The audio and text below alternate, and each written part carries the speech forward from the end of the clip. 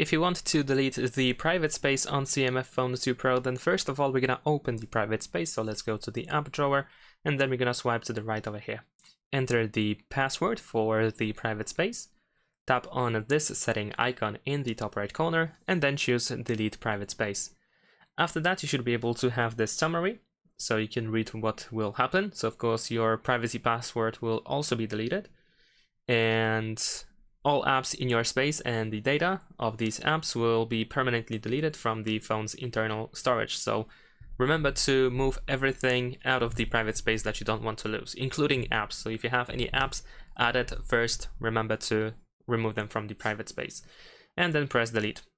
Over here, this is the pop-up information that also appears, so be sure that any private apps are moved in order to avoid losing your data. So you can also press remove now in order to jump to the list of apps and just make sure that nothing will be removed. Once you are ready, press OK, enter the password, and then we are deleting the private space. And that's pretty much it. Thanks for watching, leave a like and subscribe to my channel, and see you in my next videos. Bye!